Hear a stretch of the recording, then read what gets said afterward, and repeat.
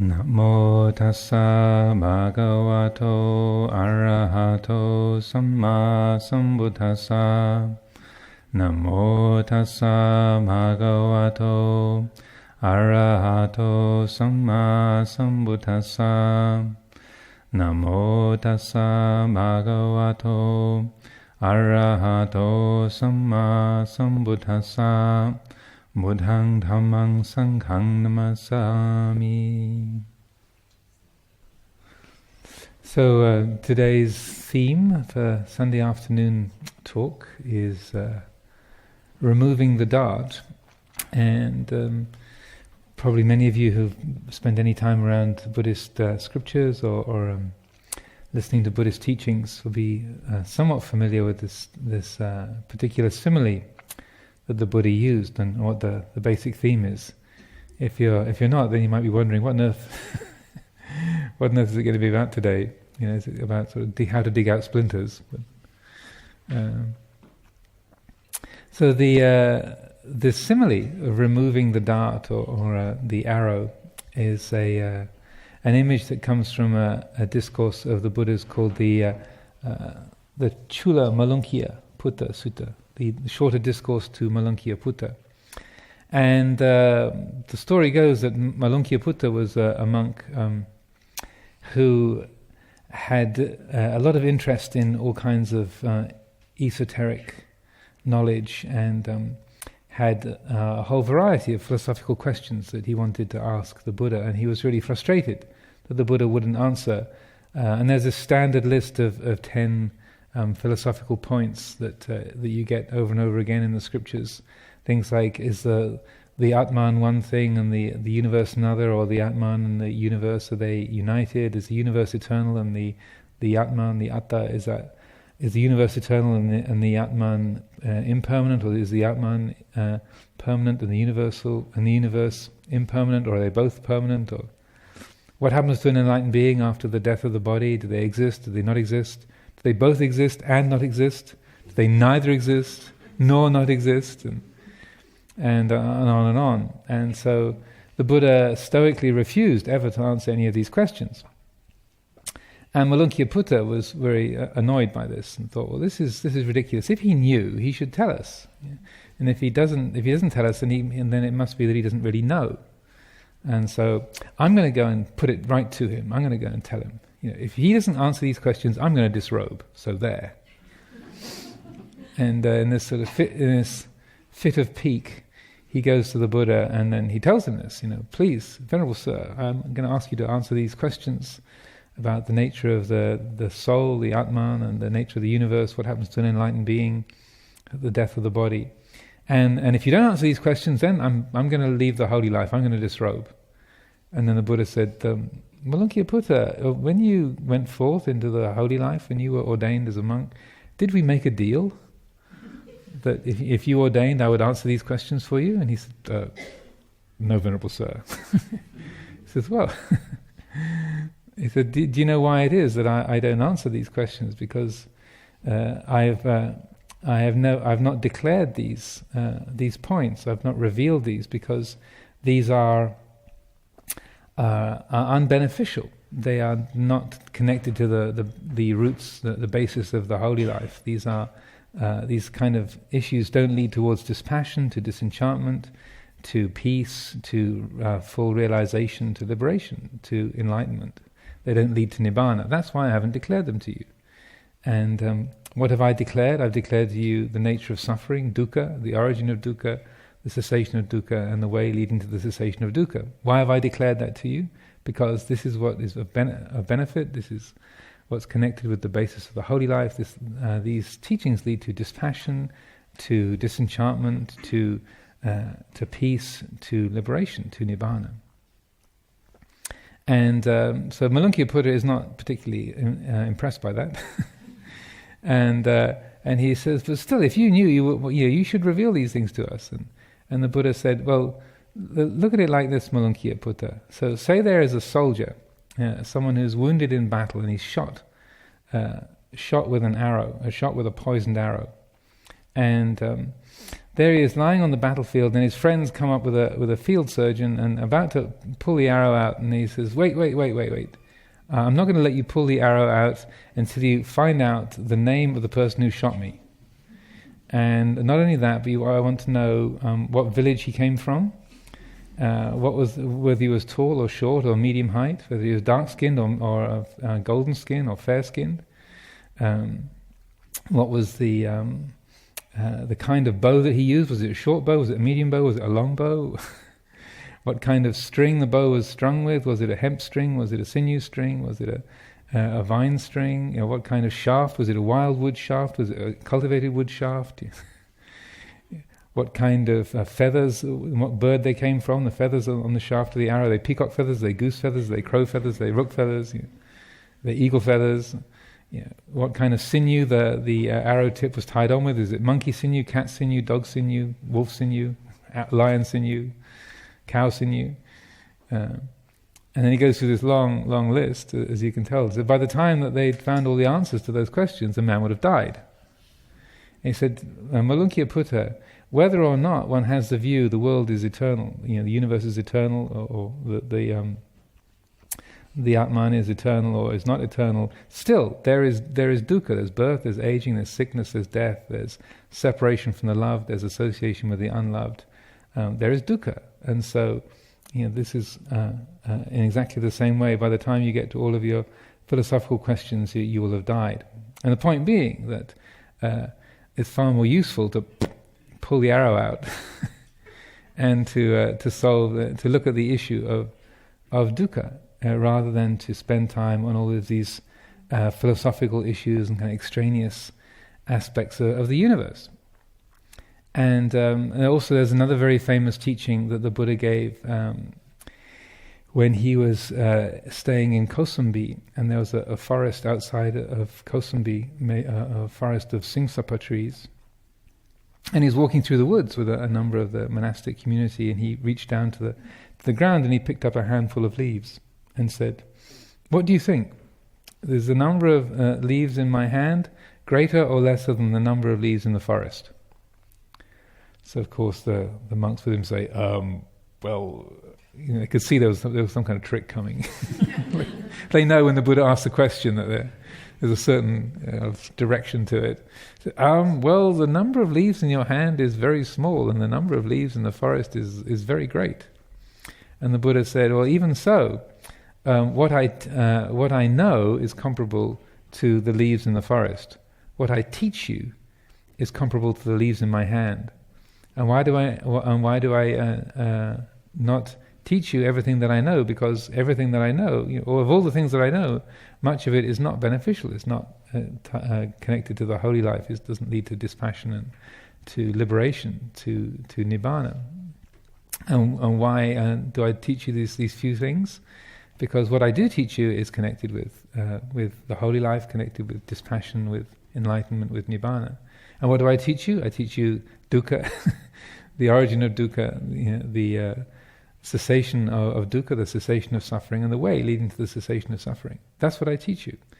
And so we can often feel like the Buddha is really being a bit stingy. We kind of tend to side with Malunkyya Putta, saying, yeah, but I mean, if you know all this stuff, I mean, there's some amazing things that you could know. I mean, after all, origin of the universe, the entire nature of the sort of karmic history of the world, and how and why everything works just as it does. I mean, there's a lot of interesting stuff out there. And I confess that when I was newly in the monastery and I heard these stories, because my entry point into spiritual life was somewhat through the Rudolf Steiner tradition, and I used to go to the lectures in London of a fellow called Trevor Ravenscroft, and he used to give these spectacularly interesting, fascinating, sort of encyclopedic discourses on the karmic history of the human race and the origins of all the different sort of groups of spiritual beings in the European tradition and the background of Christianity and all these sort of different dimensions of the planes of knowledge and different spiritual hierarchies and all this kind of fantastic, colourful stuff. And I used to think, wow, wouldn't it be great to really understand all of that and know how it all works and just see the whole thing, the sort of wheels within wheels within wheels of how it all works. So I guess it was from the aftermath of having a sort of an interest in all of that, the kind of world, invisible worlds, and the past lives, future lives, and all of that. I had this suspicion that, well, that's what they put in the books. But my suspicion, maybe the Buddha had this sort of inside track. There was this special little clique, the inner circle, that he passed on. He actually gave this secret knowledge about how it all works and where it all comes from, and where it's all going, and the kind of inner story that wasn't for the masses, but for us sort of more advanced beings. For the special initiates, then they would maybe get this esoteric knowledge. And I had this theory I conjured up. Well, maybe Rahula, maybe his son. He passed it on to Rahula, and he somehow carried it along, and it's this sort of hidden esoteric teaching, and yada yada yada.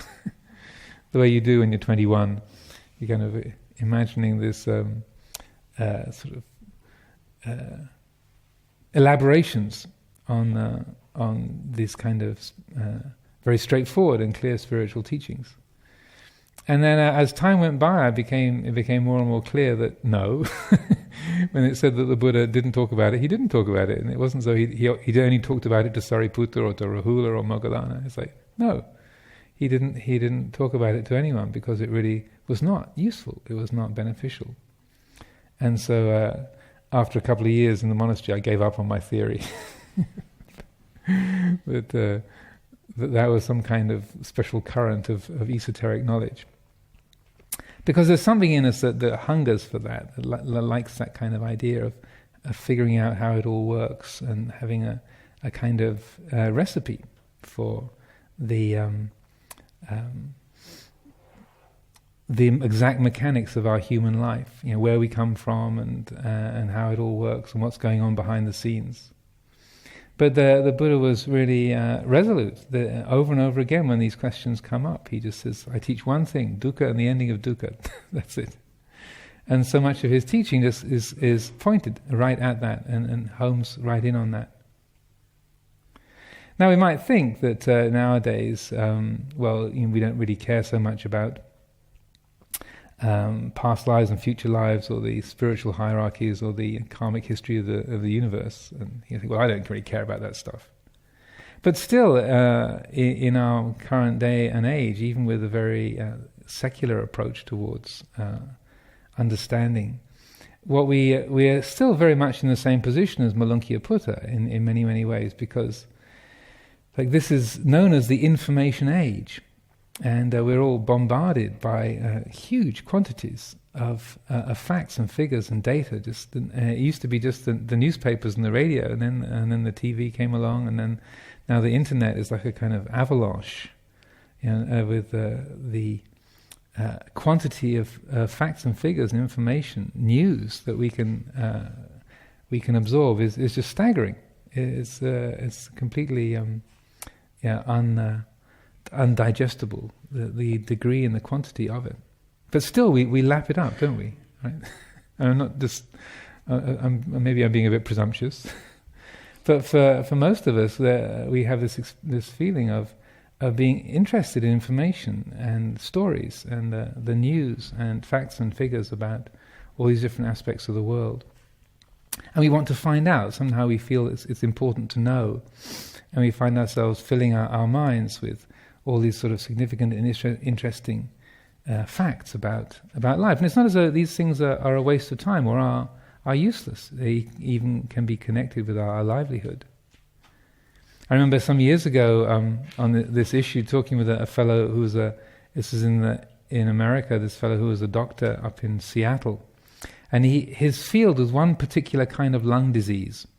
Not even just lung medicine generally, but the one particular disease was his field, and he was on a retreat with me, and he was bemoaning the fact of how hard he had to work just to keep up reading the literature that was written about his one field, just his one disease that he specialized in. Just reading what was being written about it on a daily or weekly basis. It was hard to keep up.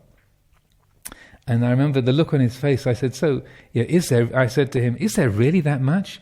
And he gave me this look and said, it's an abyss. Like there's this sort of plaintive expression on his face, like, oh, you wouldn't believe. So that was 5-10 years ago, and so nowadays it's amazing, isn't it? Just the quantity of stuff that is around, and so the mind keeps being drawn to finding out about this, finding out about that, and then the sense of feeling that somehow we're going to be enriched, or this is something that we ought to know, or something that's going to be good for us.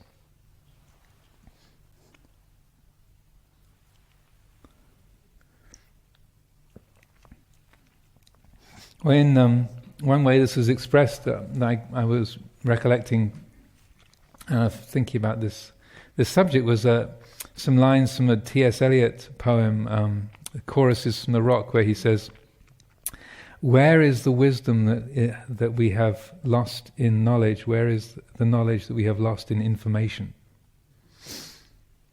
Where is the wisdom that we have lost in knowledge? Where is the knowledge that we have lost in information?"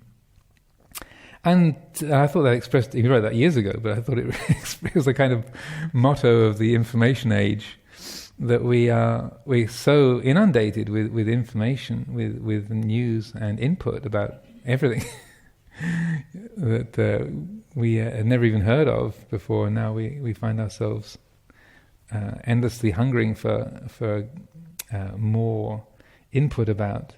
But we lose not just knowledge, as in understanding, but also the quality of wisdom itself. And so in terms of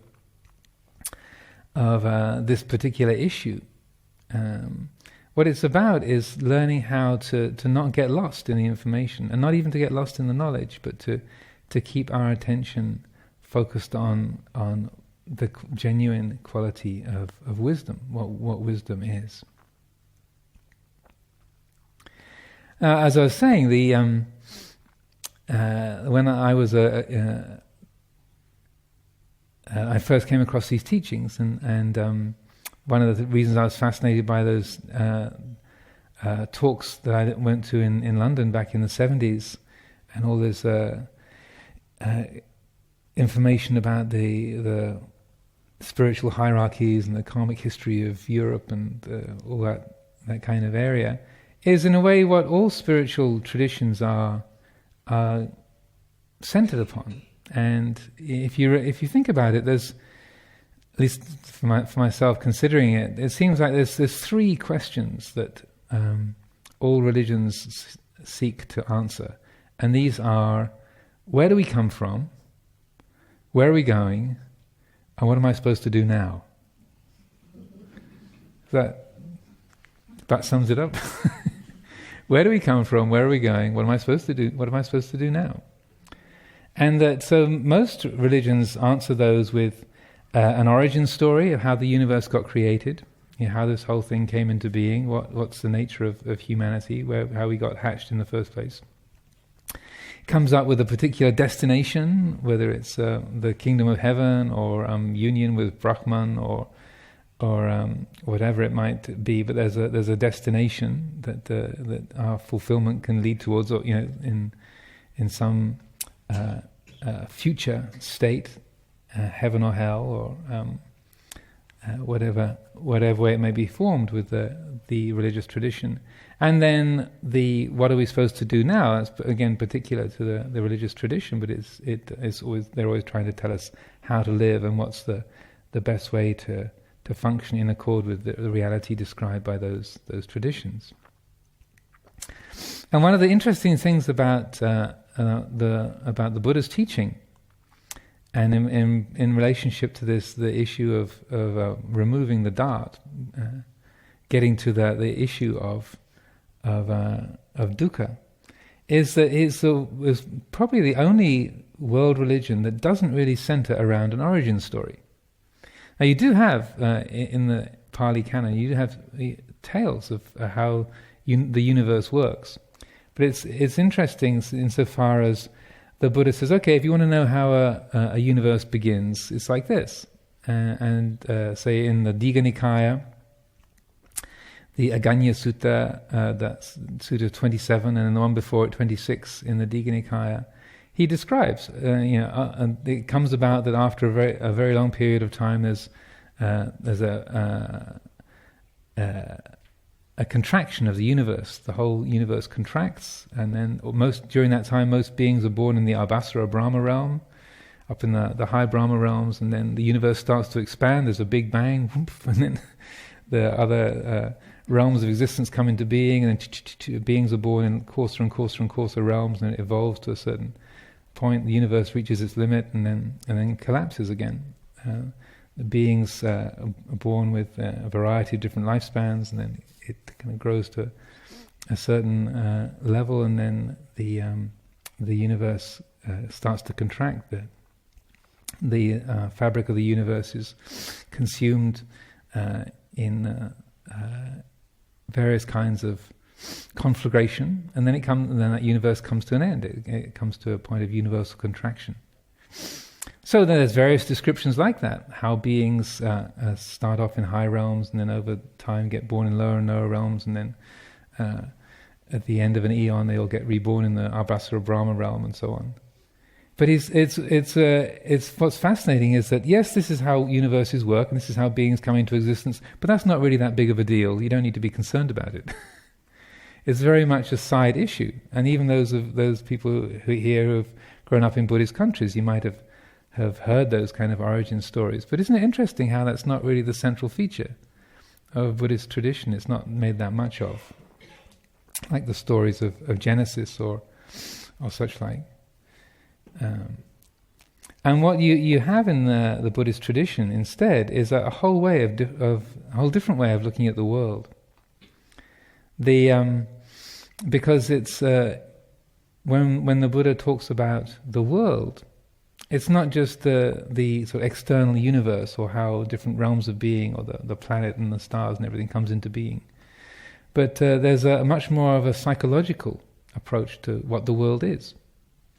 And so that the Buddha said that by which we know, that by which one perceives the world and conceives the world, that is called the world in the dispensation of the Tathagata. So the way in which we know the world, that's called the world. And what is the means by which we know the world? The eye, the ear, the nose, the tongue, the body, the mind. So that's what the Buddha called the world, is our experience of the world. And so that in terms of say understanding this issue, it's to do with seeing the origin of the world, not in terms of a big bang and a big crunch or realms of existence, but seeing how our experience of life takes shape. And so that what the Buddha did was he, in a sense, made an emphasis on our experiential, say, patterning, how the feeling of independent existence comes into being, how we experience ourself in here, the world out there, and out of that, how the experience of disharmony or dukkha, suffering, arises from that, and then similarly how that can be brought to an end. So rather than having an origin story and a destination off with union with Brahma or the kingdom of God or whatever, being one with the Lord off in the future, the Buddha instead talked in terms of dependent origination.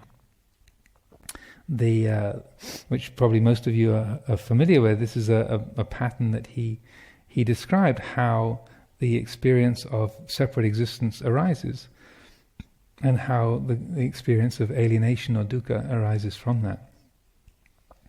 So this the whole subject of dependent origination. You could take several weeks of talks. I can just cover it very, very briefly. But what he talks about is how when there's ignorance, when there's a not seeing clearly, when we don't see clearly, then this brings about the roots of the subject-object division. It seems that when there's a lack of clear seeing, then there's the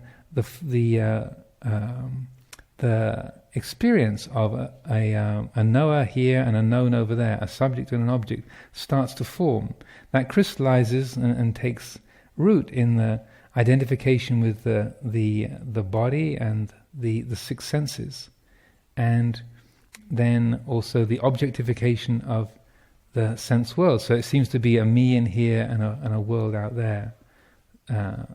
The seen, the heard, the smelt, the taste, the touched. So that in that shrinking of the picture, bringing the picture down to a tangible level, rather than saying, the origin of the world being with the Big Bang, and saying, look, this is how our experience of the world arises. This is what we can know directly. This is what's useful to us. This is how we can really understand our life. And rather than thinking in the sort of metaphysical or cosmological terms, he brings it right down to this little microcosm. And as a general theme in the whole of the Buddha's approach, he tried to avoid making metaphysical statements. He tried to keep to what we could see and hear and touch with our own experience, our own senses, rather than building his teaching around saying there is an ultimate reality that we can awaken to. I mean, he did say those kind of things, but it's the very few and far between of the statements about ultimate reality. And mostly he said, look, this is our experience. We experience dukkha. Now, if we intuit that ultimate happiness is possible, if we intuit there is an ultimate reality, why are we not happy right now? Why is that? And so he points 99% of the time at the experience of dukkha, rather than making statements about past lives or future lives, which are there, but he doesn't build his whole teaching around that. What he keeps as the centerpiece is this experience of dukkha. And so what he points to in that then is how this arises. So that dependent origination is a way of analyzing particularly the second and the third noble truths, how dukkha comes into being and how it ceases. And what we have in that respect, this is what we are doing in terms of pulling out the dart, removing the dart, is the first and second noble truth, recognizing I've been shot. I've got an arrow in me. And then recognizing, A, yes, I've been shot, and yes, B, this is a poisoned arrow, and that the third and fourth noble truths is, yes, the arrow can be removed, and then this is how to get it out. This is how to remove it. So that looking at dependent origination is a way of recognizing this is the main issue in our life. This is the main problem. And so that in that seeing of, okay, there's a feeling of me here and a world out there, as eye, ear, nose, tongue, body, and mind. So when there is the six senses, then there is contact. With contact, then that leads to feeling of pleasure, feeling of pain, or neutral feeling. And when there's feeling, then if that quality of ignorance or not seeing clearly is dominant, then we slide straight from the experience of feeling. I say the feeling of pleasure moves to I want. It moves to desire. The Vedana conditions tanha. The feeling conditions craving, and then rapidly craving conditions clinging conditions becoming conditions birth. Now, there are different ways of understanding this or looking at this, and some of the classical descriptions talk about this in terms of dependent origination happening over several lifetimes. But Ajahn Chah and also his contemporary Ajahn Buddhadasa particularly emphasized that how the most useful and helpful way of understanding dependent origination is seeing that this is mapping our experience of the present moment. Ajahn Chah's very pithy simile, he said, if you want to understand dependent origination and watch it all happening, it's like falling out of a tree and counting the branches on the way down. He says, mostly it's all happening a bit too fast to keep track of everything, but thud, you know it hurts when you hit the ground. That much we know. We know when we reach the end of the cycle, we get to the dukkha bit. Ow! That hurt. We maybe couldn't track all of the succession of qualities of attachment on the way down. But we have that laid out by the Buddha, and we can use that as a template for mapping our experience, seeing how sense contact leads to feeling, a feeling of like, feeling of dislike, neutral feeling. That feeling then conditions craving, craving conditions clinging. So that you can think of this as a rising wave where there's a feeling of, oh, that's interesting, or that's nice, and then that's nice going to, oh, that's nice, like, I want one. And then I want one to, I gotta have one. And then I gotta have one, like, I'm gonna get one. So that's tanha upadana bhava. The tanha is, I want. Upadana, clinging, is, I gotta have. Bhava is, I'm gonna get. And I often like talking about bhava in terms of, and anyone who's here in the advertising industry, please forgive me, but this is what the whole consumer culture runs on, bhava. As the whole advertising industry runs on that, the thrill of becoming. Because it's interesting, having read a few of the many things that one can read nowadays, countless magazine articles and features. Some of the materials I read on this issue say how if you rig somebody up with a galvanic skin response measurer, when you measure the degrees of excitement in an individual, the maximum excitement, or if you do it in even more detail nowadays, and you measure the amount of endorphins in the brain, the maximum pleasure comes just before you get the desired object. So as you hand the credit card over the counter, and the person behind the counter is just about to give you the thing you wanted, the new watch, the new necklace, the new software, the new iPhone, and it's guaranteed to reach you, but it hasn't quite reached you yet. That's the maximum pleasure hit. Just before you get it, and even at once, the moment you've got it, disappointment starts to set in. Now, it's amazing. The Buddha had this figured out 2,500 years ago. So, and that just by watching his own mind and watching how the world works, that's how the dependent origination functions. Is that we that thrill of becoming, because the universe has shrunk to that one promise. This is the thing I gotta have, and I'm gonna get it. Yes! Everything else in the world has vanished at that point. And so then we get the desired object, and then the new iPhone, or the new set of furniture, the new whatever it might be, the new meditation technique. Arriving on retreat, oh yes, at last I'm here, great, I've been longing for this all year. And as you're signing in, you're feeling, oh, this is great. And then you walk into the shrine and you sit down and think, oh. I remember last time I was here, I was thinking, never again, wasn't I? Oh no. How long is this? Oh no. 5 days? Oh my. I think we've all been there. So then, the bhava, becoming, leads to birth. Birth leads to aging, sickness and death, sorrow, lamentation, pain, grief and despair. Soka parideva dukkha domana supayasa. As one of our friends in California used to say, these are a few of my favorite things. Soka parideva dukkha domana supayasa.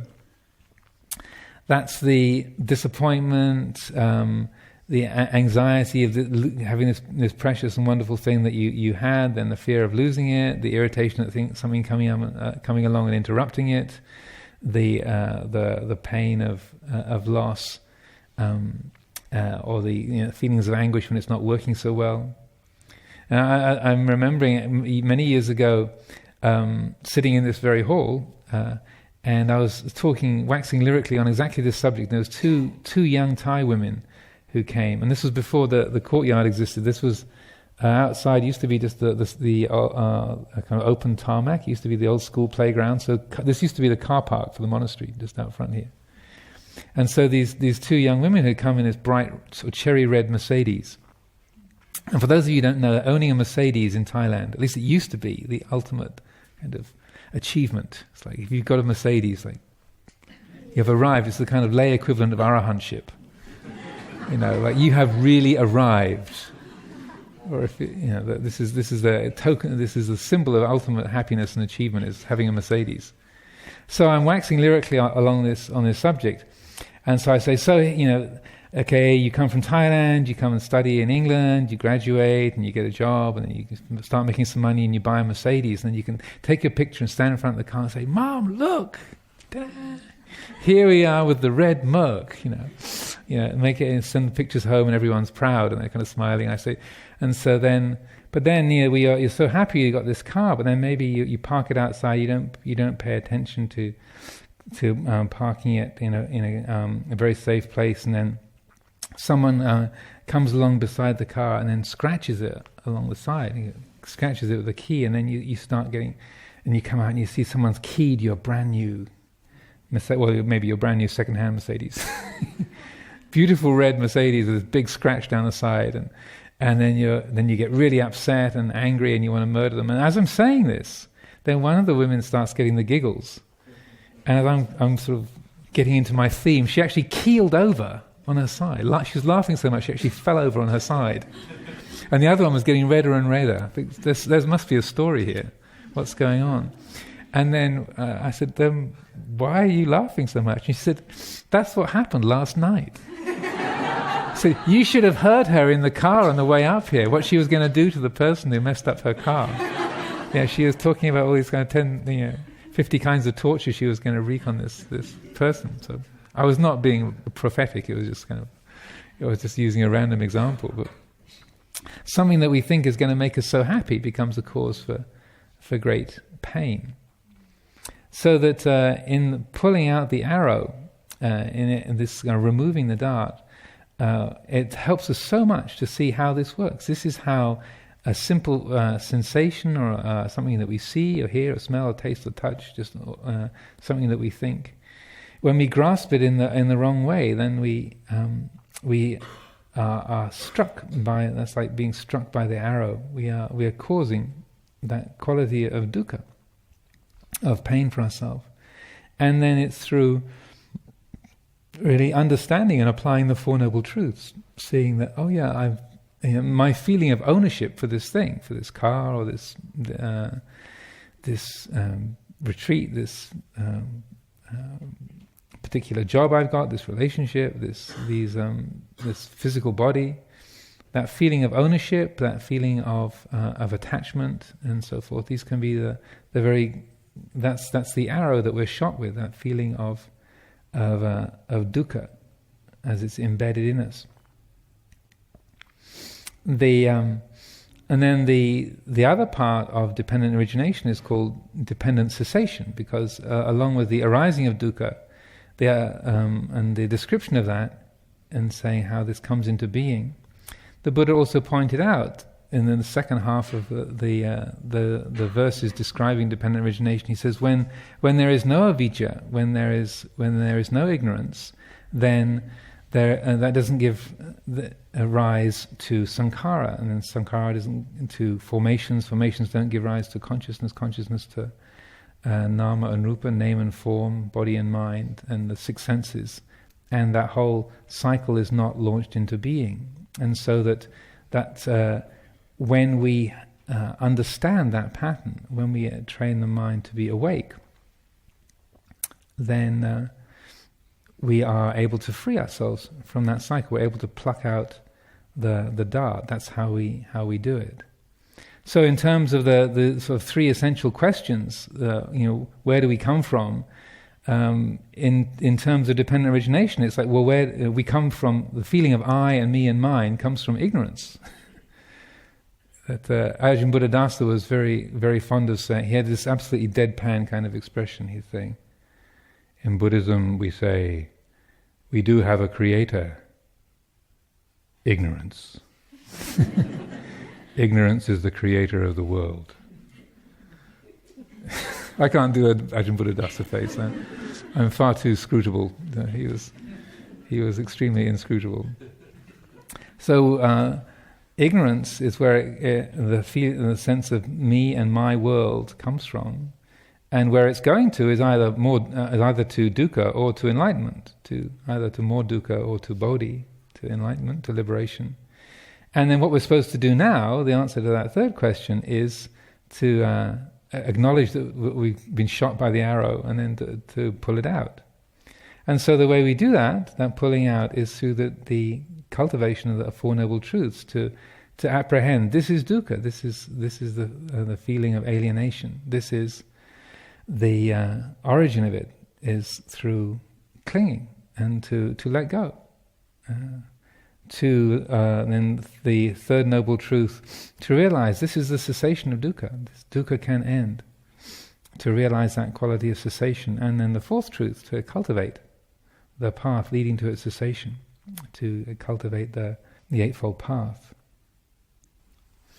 Now in I think a couple of weeks ago when I was talking about resistance and transformation, I was talking about how dukkha can be a cause for faith to arise. So that's one of the exit points from the cycle, is after you've hit the ground. You're going to think, oh! The experience of dukkha, and you are brought to a quality of wakefulness or curiosity, as I said last time I was talking, the Sunday afternoon, was that dukkha, the Buddha said the quality of dukkha ripens in two ways, either as more dukkha or as search, in confusion, more dukkha or in search. So that's one exit point from the cycle, that after we're already disappointed and upset, then the recognition of, well, wait a minute, how did I get here? Or this happened with the last car as well. So when am I going to learn? And okay, I was so excited over the last iPhone, and now the one I've got is really boring because I want the next one, or the one after that. You're already hearing rumors about the iPhone after next, or the Canon G12. They rumor it now exists. So recognizing, hang on a minute, I've been here before. Now there must be a different way to handle this. So that's one of the exit points, is after dukkha's already ripened. Another of the exit points, and what is classically is focused upon, and in a way is the most the best way of getting the arrow out, is at the linking point between feeling and craving, between Vedana and Tanha. Because up to the point where, in the cycle of dependent origination, where there's feeling, there can still be a very solid quality of mindfulness. The realm of feeling in itself is an innocent realm. There's not necessarily any deep defilement involved there. Feeling pleasure, feeling pain, neutral feeling. And this is classically recognized as the weakest link in the whole chain. Because at that point, if we develop a mindfulness of feeling, then we can see when the mind drifts from I like to I want, or I don't like to this is a problem. I got to get away from it.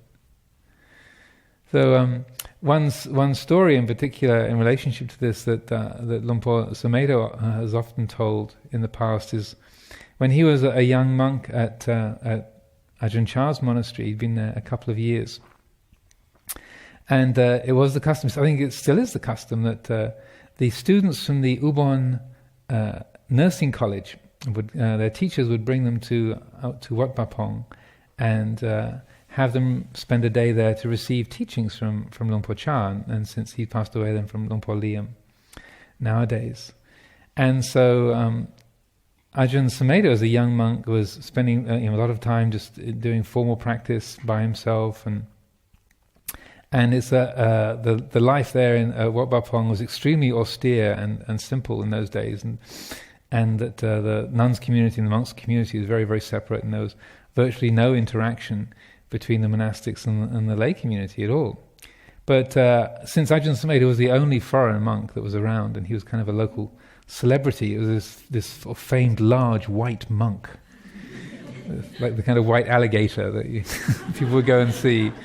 They would and usually Ajahn Chah tried to protect him somewhat, but occasionally he'd have him come out and meet people because they'd heard about this fabled large white monastic. And so on this particular occasion, this whole group of students, student nurses from the college in Ubon had come out. So they would come in the morning and they'd take the precepts, and all very respectful in their neat uniforms, white and turquoise uniforms, all sitting very politely listening to the Dhamma.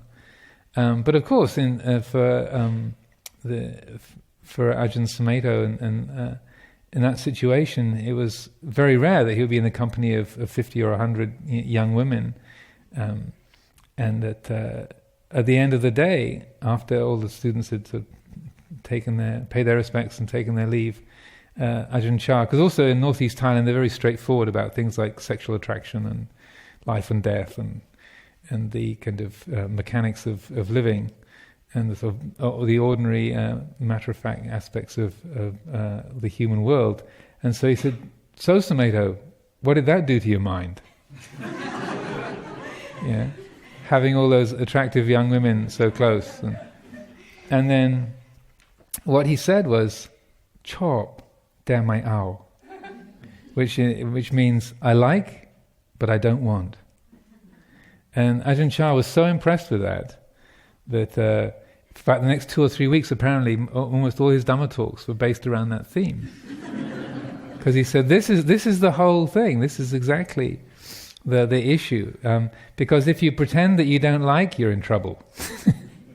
if you're kind of ignoring or trying to pretend that feeling of interest or liking is not there, then you're deluding yourself. And especially if you're a young, untrained person, then you should expect that there's going to be feelings of attraction, or there's going to be some chemistry there. Or if his answer had been yes, Lumpur, I like and I want, and when can I leave? That wouldn't have helped either. But he wasn't suppressing it, he wasn't indulging in it, but he was recognizing, we have a very austere life here. Even when you get a nice, some well-cooked rice, you can get excited over that. An interesting lizard walking across your wall. Oh, look at that. So life is very, very plain at Wat Pah Pong. So he said, but I don't want. And Ajahn Chah was pointing to, that's the key issue, because we can recognize there's liking, there's the pleasant, but we don't have to let that transform into I want, I gotta have. And if we're mindful, it just stays at that point. And similarly, we can be with pain. And another of the Buddha's most famous teachings using the arrow or the dart is the Salatta Sutta in the Samyutta Nikaya. I think it's it's often known as the two arrows, but I think its official name is just the Salatta Sutta, and it's Sutta number 6 in the 36th section of the Samyutta, Salatta Sutta. And the Buddha says, if we experience pain, physical pain, this is like being shot with an arrow. But if on account of that pain, we then get anguished and upset, and we beat our breast and get annoyed and frustrated, and then it's as if we're being hit by a second arrow. And so that if we're wise, we'll only be hit by the first arrow, and that we will not create upset, resentment, negativity around that. So this is again, it's a very simple teaching, but a very key one in terms of recognizing no one escapes the first arrow. Even the Buddha had chronic back pain when he was an old man. If you look at the Mahaparinibbana Sutta, the discourse on the Buddha's last year, he says, my body is like an old cart held together with straps and string. It's like an old broken down vehicle. He says the only way I can experience comfort is to completely absorb my mind into emptiness. Otherwise, I'm experiencing physical pain. And it's not uncommon. If suttas that are given at the end of his lifetime, he says to Sariputta, my back is paining me. Please give the Dhamma talk. Because he's a totally enlightened being. He's a fully enlightened Samma Sambuddha, but he still had back pain. So that even a Buddha doesn't get away from. So those of you who are thinking, if I really had my practice together, I wouldn't have arthritis or rheumatism or these migraines. The first arrow, no one gets away from. We all experience that. But the second arrow, so the first arrow is non-negotiable. The second arrow is negotiable. And that the Four Noble Truths, the dukkha of the as referred to in the Four Noble Truths, that's principally talking about the second arrow. That's about the anguish, the resentment, the negativity that we build up around the disliked. And so that just as with the pleasant, the like, we can cultivate the attitude of I like but I don't want. So similarly with the disliked, the painful, with our chronic back pain or difficult family members or our various different kinds of physical and emotional pain that are non-negotiable, that can't be got away from. We recognize it's entirely up to me whether I get hit by the second arrow. There can be painful feeling, physical or emotional, and it doesn't have to be a problem. So this is again refraining from crossing that bridge between Vedana and Tanha, between feeling and craving. Because also you might think, well, the physical pain is one thing, but emotional pain is another. But it works in exactly the same way. We can experience sadness or grief. Again, even the Buddha, there's a passage where after Venerable Sariputta and Venerable Mahamoggallana had passed away, then the Buddha says, it's as if he's sitting in a teaching situation like this, and he looks out over the assembly and he says, it's as if the assembly was empty because Sariputta and Moggallana aren't here anymore. I get goosebumps saying that. But the Buddha, he missed Sariputta and Moggallana. He says it's as if the assembly is empty because Sariputta and Moggallana are no longer here.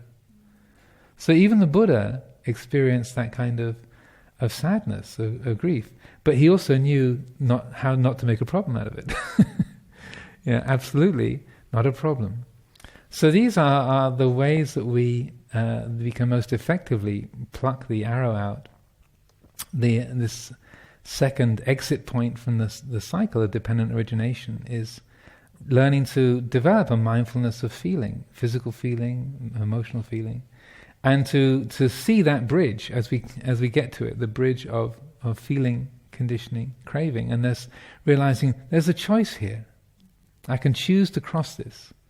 Like if you have some kind of chronic pain or some difficulty in your life, some feeling of loss or feeling of regret or feeling of resentment, some long-standing conflict between yourself and another, you can recognize, it's uncomfortable that when I think of this person, negative feelings come up, or that when we meet, then I receive negative feelings from them. But it's up to me in this moment to make a problem out of that or not. That's the choice, and that we realize that choice is always open to us. We might think, but Ajahn, you don't know my problem. No, I'm different because my dukkha is really special. It's kind of a unique brand that doesn't really quite fit into the categories you're talking about. It's all very well for the others, for them, but for me, my dukkha is really special. And I'm speaking from personal experience.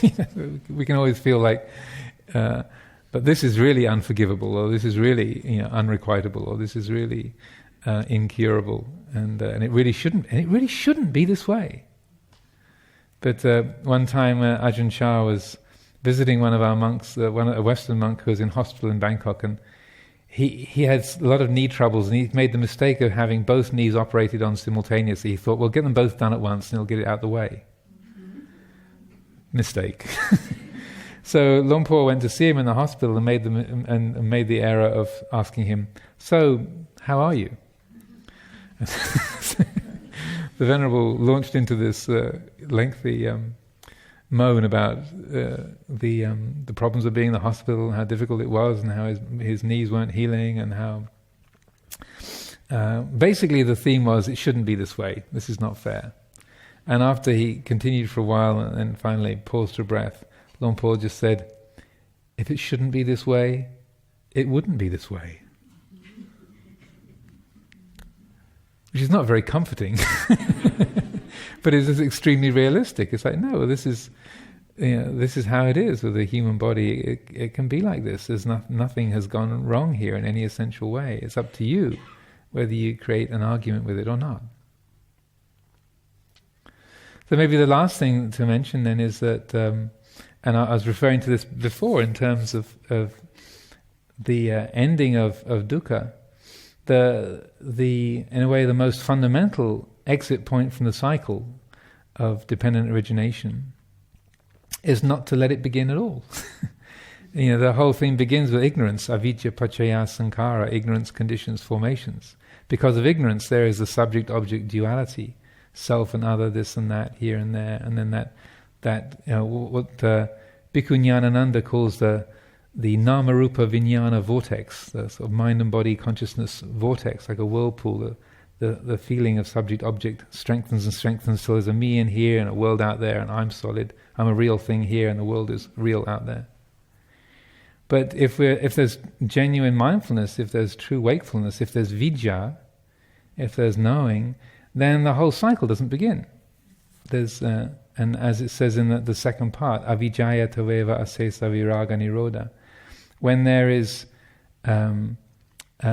no ignorance, when there is vidya, when there is knowing, then there is no arising of sankhara. There's no arising of division, of compoundedness, of the realm of things. There's no arising of self and other. There's no arising of the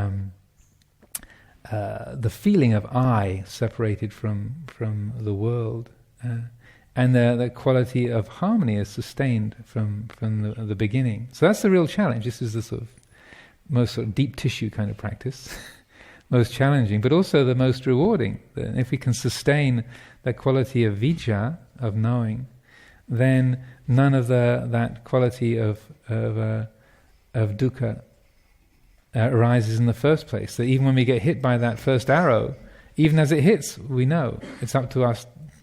Don't make a problem out of it. that's the opportunity that we have. The quality of awareness brings it to attention that Lada is through the door, the cups are clanking, 3 o'clock has come around, and so I'll leave the formal talk there at that point and offer these thoughts for consideration, and then we can open things up for some questions in about 20 minutes time. So please, what I've said, take what is useful, and what is not, then please leave it aside.